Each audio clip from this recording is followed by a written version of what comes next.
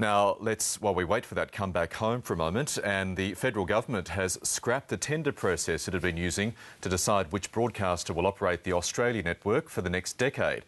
The government says it's received legal advice that significant leaks have compromised the process. The ABC currently operates the Australia network, but was in stiff competition with Sky News for the new contract.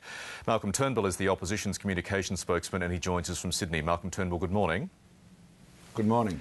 In your view, was this process compromised? Well, absolutely. It's just another bungle, another chapter of incompetence and a long tail of bungling by this government. It's this process, this tender, which, let's remember, is for a very important mission. It is to choose the company, the broadcaster that is going to deliver the Australian network, which is Australia's public face in the world and in particular in our region, in Asia. So it's a very important mission of great national significance. Now, because of the infighting between Kevin Rudd and Julia Gillard and the acrimony, hatred, I suppose, between Stephen Conroy, who was part of the gang that got rid of Rudd and put in Gillard, and because of all of these antagonisms, we've seen this leaking, and it's just politics has destroyed this tender. And now they've had to draw a line under it and try and start again. And it just, just shows the government's dysfunctional because it is so divided. What should the government do now, given what's happened? Is another tender feasible at all? Well, look, I'm sure another tender is feasible. I think there's a couple of things they should do. Firstly, they should get the Australian National Audit Office, the Auditor General, to go through this whole process and produce a report that just describes exactly what has happened. It has been a debacle, complete embarrassing debacle, and the public are entitled to know what happened. Secondly, they should have a tender, and it should be absolutely straight.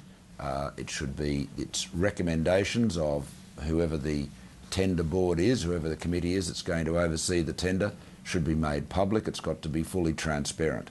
See, the problem is that the public have got every reason to believe now that poisonous personal politics have ruined the integrity of this process, and the only antidote for that is sunlight and transparency. And so I'm saying any new process has got to be very, very transparent.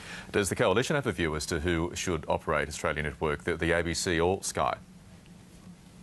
Well, I think they've got to put, there's a range of factors. I mean, cost is obviously one.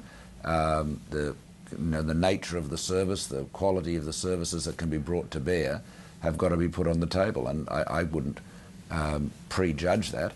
But, the ABC obviously has enormous strengths, so does Sky News.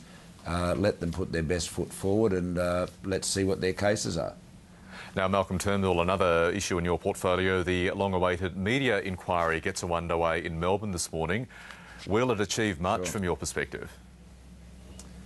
Well, no. We'd all love it to achieve something, because they've said that one of the things they're going to look at is what's happened to the business model of newspapers that has been pretty much trashed by the digital media and the rise of the internet. If they can find a solution to make newspapers profitable again in a digital age, then I think all of their critics, even those in the News Limited newspapers, will be giving them laurel wreaths to wear as champions. Now, just remind viewers who are just tuning in, we of course will go back to the Los Angeles County Courthouse once that Michael Jackson verdict comes in. But media policy in Australia can't compete with that. No, and we're all playing second fiddle to that at the moment. But we'll press on with a couple of other domestic issues. Malcolm Turnbull is a long-term supporter of emissions trading. Are you happy that the government's carbon pricing scheme is about to clear its last parliamentary hurdle today? Well, we've said that the government should not have proceeded with this carbon tax because, well, for a range of reasons, but probably the best reason is that they promised just before the election that there wouldn't be a carbon tax under a Gillard government. And so this exercise is a complete breach of that promise.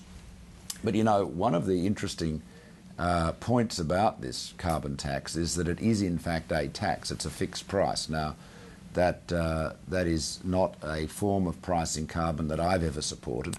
I have supported and indeed it was coalition policy, as we all know, to have an emissions trading scheme. And the virtue of an emissions trading scheme is that the price goes up and down depending on economic conditions. So if the economy is weak, demand for energy is low, the price will come off. If the economy is strong, demand for energy is strong, then the price will go up. And so there's an element of an automatic stabiliser there. Now, you've seen, therefore, in Europe, carbon prices come down, where they do have a big emissions trading scheme. Carbon prices have come down because of the weak economic conditions there. Now, the carbon price in Europe is now significantly lower than the fixed price that the Gillard government has set. Malcolm Turnbull, we'll have to leave that now. Events in Los Angeles dictate we cross there, but I'd really appreciate your time this morning. Thank you very much. No worries. Thank you.